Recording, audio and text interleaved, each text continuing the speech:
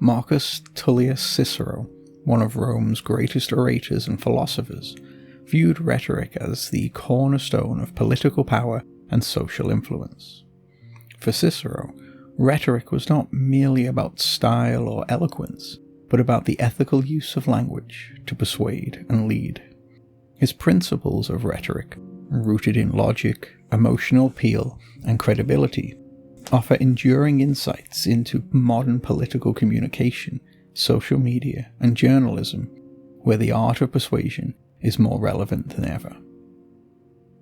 Cicero believed rhetoric had three essential components: logos, logical argument; pathos, emotional appeal; and ethos, the speaker's credibility or character. To persuade an audience, Cicero argued that one must balance these three elements.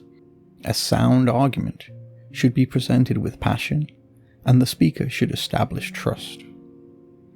This framework remains relevant in today's political and media landscape, where the ability to craft persuasive messages is a key to influence.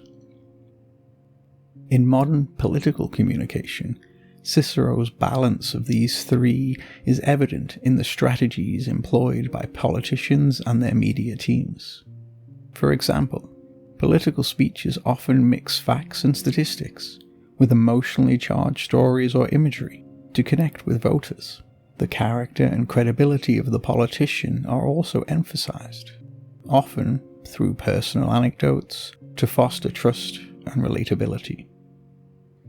Cicero's principles highlight the importance of this balance, cautioning against the overuse of emotional manipulation or appeals to authority without substance. Social media, with its rapid-fire, attention-grabbing format, has reshaped the dynamics of rhetoric and persuasion in ways that Cicero might well find alarming. Platforms like Twitter or TikTok often prioritize emotional appeal over reasoned argument, as the nature of these platforms rewards content that evokes strong reactions, whether they be joy or outrage or fear.